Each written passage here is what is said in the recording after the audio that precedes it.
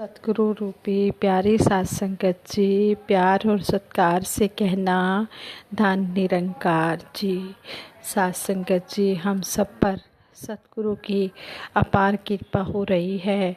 ये दातार रहमतें बरसा रहा है। अब हमने ये देखना है कि हम ये सतगुरु निरंकार तो रहमतें लुटा रहा है, हम कितनी कितनी रहमतें ले पा रहे हैं। जिस तरह हमें समझाया जाता है कि सत्संग शुरू होने से पहले ही हमें सत्संग भवन में पहुंच जाना है और सत्संग का जो भोग है वो भी टाइम पे होना चाहिए। आज सतगुरु माता जी ने जब ये बात कही है तो सतगुरु माता जी कर्म रूप में करके भी दिखा रहे हैं।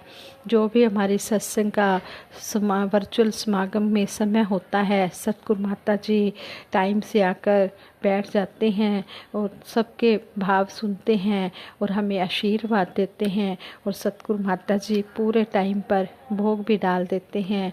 सतगुरु माता जी का हम लाख लाख शुक्राना करते हैं।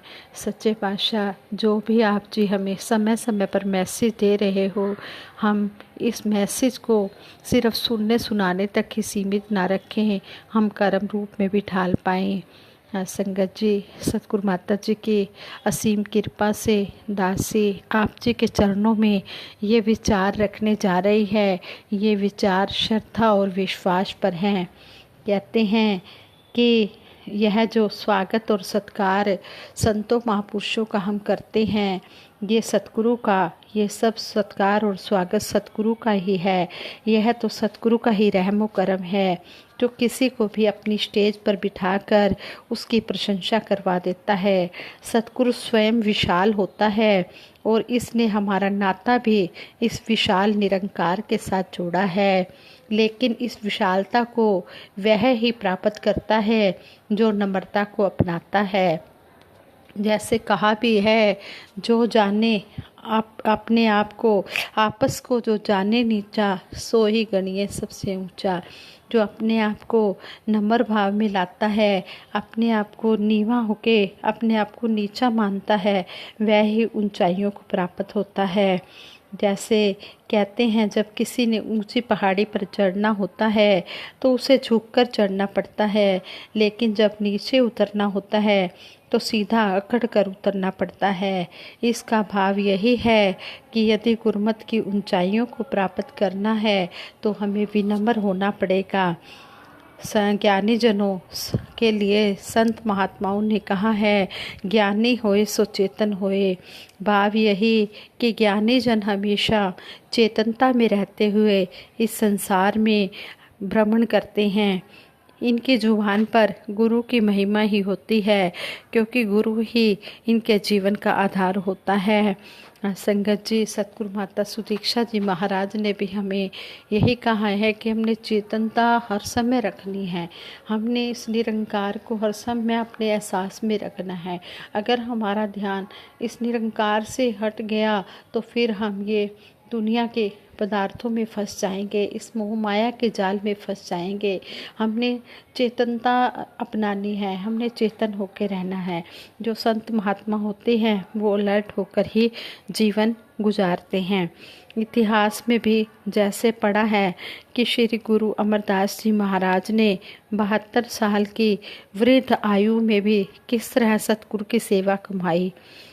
हम जब इस अवस्था में होते हैं तो अक्सर कह देते हैं कि मेरे ऊपर तो बुढ़ापा आ गया है, मैं एक छोटा सा बैग भी नहीं उठा सकता।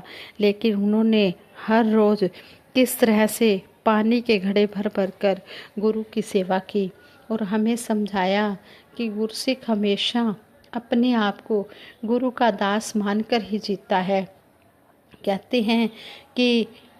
कहते हैं जब सतगुरु की कृपा हुई तभी यह बात हमें समझ में आई, तभी यह पता चला कि अब हमने चेतन रहना है, अलर्ट होकर रहना है, कहीं हमसे कोई भूल चूक ना हो जाए। जब भी सेवा का समय आए हम उसमें भी आनाकानी ना करें। कहते हैं कि एक बार एक भवन खरीदना था।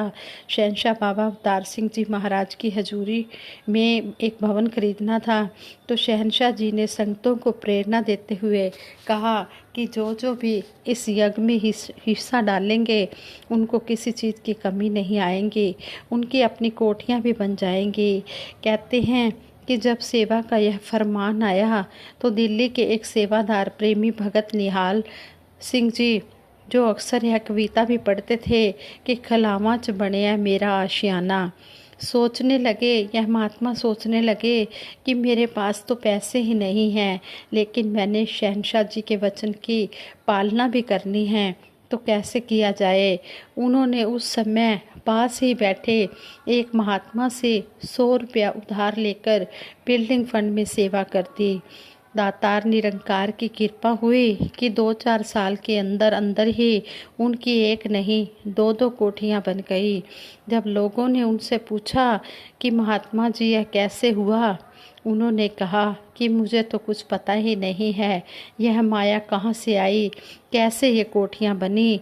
दातार की कृपा से जो मेरा बिजनेस पहले घाटे में चल रहा था अब वह लाभ में चल रहा है, अब मुझे प्रॉफिट ही प्रॉफिट हो रहा है। भाव यही है, यह दातार तो हमारे सारे ही काम करता है, मगर शर्त यह है कि हमारा विश्वास पूर्ण हो, हमारा मन कभी भी डुलायमान ना हो। जब हम डुलायमान हो जाते हैं और मन में शंका रखते हैं कि पता नहीं यह काम पूर्ण होगा या नहीं होगा, तब निरंकार भी क्या कर सकता है। हम अपने विश्वास को पूर्ण रखें और सच्चे हृदय से यही अरदास करते रहें कि हे सच्चे पातशाह, मेरा दुख सुख सब तेरे हाथ में है। तो यह निरंकार हमारी हर ज़रूरत को पूरा करता है। बशर्ते यही है कि हमारा सतगुरु निरंकार पर विश्वास जो है वो अटूट हो। साथ संगत जी, यह सतगुरु की कृपा है। हम जहाँ भी जाते हैं हमारा कितना आदर सत्कार होता है। और साथ संगत जी, उसी स्टेज पर संतों महात्माओं को बिठाया जाता है जहाँ सतगुरु को बिठाया जाता है। ये सतगुरु का कितना बड़प्पन है कि सतगुरु ने अपने गुरसिख को अपनी स्टेज भी दे दी है। और सतगुरु बाबा हरदेव सिंह जी महाराज ने कहा कि ये साथ संगत मेरी माँ है। कितना ऊंचा दर्जा दिया सतगुरु ने। तो हमारा भी फर्ज बनता है कि जो भी समय समय पर सेवा के, सिमरन के, सत्संग के आदेश आते हैं, सिमरन तो हमने हर समय ही करना है, 24 घंटे ही करना है, लेकिन सेवा और सत्संग का जो भी हमें आदेश आते हैं हम उनको हूबहू मान कर चलते चले जाएं। जैसे जो भी हमारी ज्ञान चर्चा का टाइम है या वर्चुअल समागम जो सतगुरु माता जी के टूर चल रहे हैं, हमने इनमें भी टाइम से अपना बैठना है और सत्संग सुनना है ध्यान से कि हमारे लिए क्या क्या संकेत आ रहे हैं, क्या क्या संदेश आ रहे हैं, क्या क्या सतगुरु हमें मैसेज दे रहे हैं। तो उस मैसेज को हमने अपने जीवन में पूरी तरह से ढालना है। हमने हमेशा यह ध्यान रखना है कि अगर कोई हमारी प्रशंसा कर रहा है तो यह सब सतगुरु की प्रशंसा है। हमने अपने आप को बीच में से निकाल देना है। हमने जो भी हमें हमारा आदर सत्कार होता है या प्रशंसा होती है सब सतगुरु की है। हमने सूक्ष्म सा अहंकार भी अपने मन में नहीं आने देना। जहाँ सूक्ष्म सा अहंकार आ गया हम गुरसिक्की से चले गए, हम भक्ति से दूर होते चले जाएंगे। इसलिए हमने इस तरफ भी ध्यान रखना है, इस तरफ भी हमने अलर्ट होना है। कहते हैं कि दुनिया में और बहुत से मंच हैं, सिंहासन हैं, लेकिन उन पर कोई दूसरा नहीं बैठ सकता, चाहे वह कितना भी प्यारा भगत क्यों ना हो, दिन रात सेवा में क्यों ना लगा रहता हो। लेकिन यह हमारे सतगुरु की विशालता है कि इसने अपनी स्टेज पर अपने गुरसिख को बिठाकर उसी तरह आदर सत्कार दिलवाया है जिस तरह सतगुरु का होता है। यह विशालता पूर्ण सतगुरु में ही होती है। इस विशालता को देखकर हमने भी यही प्रार्थना करनी है कि हमारे मन भी विशाल हो जाएं, इनमें कोई तंगदिली ना रहे, क्योंकि तंगदिली ही हमेशा परेशान करती है। तंगदिली के कारण ही किसी बढ़ते हुए को देखकर जलन होती है। इसके विपरीत जब विशालता हृदय में आ जाएगी तब इंसान यही सोचता है, जब विशालता हृदय में आ जाती है सतगुरु की कृपा से, तो इंसान यही सोचता है कि हे सच्चे पातशाह, मुझे भरपेट भोजन दिया है, सबको देना, मुझे शरीर ढकने के लिए कपड़े दिए हैं, सबको देना। मुझे रहने के लिए मकान दिया है, सबको देना। ऐसी विशालता वाले गुरसिक के दिए हुए वरदान कभी भी खाली नहीं जाते, क्योंकि एक गुरसिक दूसरे गुरसिक को सतगुरु का स्वरूप मानकर ही आशीर्वाद की कामना करता है। सतगुरु माता सुदीक्षा जी महाराज ने तो कह दिया है कि अगर कोई भी आशीर्वाद लेना है, अपने पास में बैठे महात्मा से ले लो, वो आपका आशीर्वाद जरूर पूर्ण होगा। अगर हमारे मन में पूर्ण श्रद्धा है, विश्वास है, लगन है, तो हमारा वो काम कभी रुक नहीं सकता। अगर उसमें हमारी भलाई है, अगर भलाई नहीं है तो वो काम पूरा हो नहीं सकता। इसलिए हम सतगुरु पर दृढ़ विश्वास रखें कि सच्चे पातशाह जो भी हम अरदास करवा रहे हैं, अगर ये हमारे लिए सुखदाई है तो पूर्ण कर देना, और अगर सुखदाई नहीं है तो पूर्ण मत करना। सच्चे पातशाह आप जी का हम हर पल शुक्राना ही करते हैं। साथ संगत जी, सतगुरु ने तो कह दिया है, अगर आपके पास कोई छोटा सा बच्चा भी बैठा है, अगर उससे भी आशीर्वाद ले रहे हो तो वो भी आपका पूर्ण होगा। ऐसे ही कहते हैं, एक बार कहीं बहनों के सत्संग का प्रोग्राम था। सत्संग की समाप्ति के बाद जब हम बैठे हुए थे, जिनके घर प्रोग्राम था, उस बहन ने अरदास की कि माता जी 10 साल हो गए हैं शादी हुए, कोई औलाद नहीं है, कोई संतान नहीं है, कृपा करो हमें औलाद बख्श दो। सतगुरु के दरबार में कोई कमी नहीं है, आप चाहे सतगुरु से मांग कर दे दो।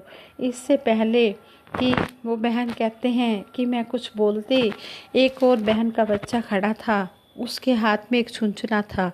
उसने उस औलाद मांगने वाली बहन को वह छुंछना देते हुए कहा, यह लीजिए आंटी जी, जब आपके घर बच्चा होगा तो उसको ये छुंछना खेलने के लिए दे देना। उस बहन ने उस नन्हे से बालक को की आशीर्वाद को भी अपने पल्ले में बांध लिया और वह छुंछना ले लिया, यानी कि उस छोटे से बालक के आशीर्वाद पर भी पूर्ण विश्वास कर लिया। कुछ सालों के बाद निरंकार दातार ने उनके घर संतान दी और वही छुंछना उसने बच्चे को खेलने को दिया जो उसने संभाल कर रखा था। यह कोई बनावट वाली बातें नहीं, महापुरुषों के साथ घटी हुई हैं कि सतगुरु के दर पर एक छोटे से बच्चे का बोल भी खाली नहीं जाता। हमें अपने विश्वास को ही पक्का करना होता है।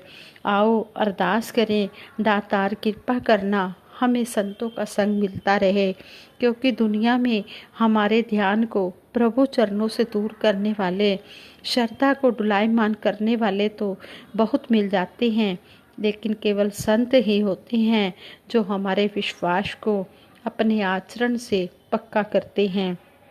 और संतों महापुरुषों के संग से ही हमारे सिर पर सतगुरु का आशीर्वाद भरा हाथ रहता है और हमारी जिंदगी खुशहाली से और चिंता रहित गुजर जाती है। संपूर्ण हरदेव वाणी में भी सतगुरु बाबा हरदेव सिंह जी महाराज ने कहा है, श्रद्धा और समर्पण वाली लेकर मन में भावना, शिष्य सदा करता है गुरु के चरण कमल की वंदना। गुरु चरणों की वंदना से नित्य बरसता आनंद है, आनंद से जो आनंद मिलता होता परमानंद है। गुरु चरणों की वंदना से सुख मन में समाते हैं, बंद पड़े थे जो किस्मत के द्वार सभी खुल जाते हैं।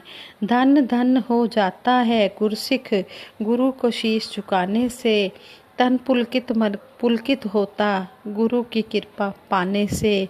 गुरसिख है संतान गुरु की, गुरु है पिता गुरु माता है, कहे हरदेव अटूट साये, शिष्य गुरु का नाता है। संगत जी, सतगुरु बाबा हरदेव सिंह जी महाराज ने सारे ही शब्द का सारांश निकाल दिया है कि अगर गुरसिख गुरु की बात पर पूर्ण चल रहा है, उसका विश्वास अटूट है, वो हर बात को, हर आदेश को मानकर चल रहा है, कहते हैं कि फिर गुरु और गुरसिख का रिश्ता अटूट बन जाता है। जैसे संपूर्ण अवतार वाणी में भी शहंशाह जी ने लिखा है ਸਤਿਗੁਰੂ ਨੂੰ ਸਿੱਖ ਪਿਆਰੇ ਆਪਣੇ ਪੁੱਤਰ ਧੀਆਂ ਤੋਂ। ਸਤਿਗੁਰ ਆਪਣੇ ਸਿੱਖਾਂ ਨੂੰ ਵੀ ਦੀਨ ਈਮਾਨ समझता है। कहे अवतार गुरु सिख ताई अपनी जान समझता है। लेकिन ऐसे गुरसिख के ऊपर ही सतगुरु बलिहार होते हैं, जो गुरसिख सतगुरु की हर बात को मान कर चलता है, जो ज्ञानी भगत होकर चलता है। कहते हैं 4 प्रकार के भगत होते हैं, आर्त अर्थाती, जिज्ञासु और ज्ञानी। ज्ञानी जो होते हैं वो सबसे श्रेष्ठ होते हैं।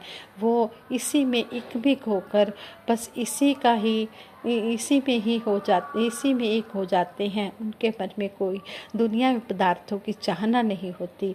जब इसके ऊपर समर्पित हो जाते हैं गुरसिख सतगुरु निरंकार के ऊपर, तो फिर इन्हीं की जिम्मेवारी बन जाती है। ये अपने आप फिर उसकी पालना करते हैं। संगत जी, अगर दासी के मुख से कोई शब्द ऊंचा नीचा हो गया हो, दासी से गलतियां बहुत हुई होंगी, आप जी बख्श देना। आप जी बख्शनहार हो। दासी सिमरन कराएगी, सभी मिलकर सिमरन में साथ देना।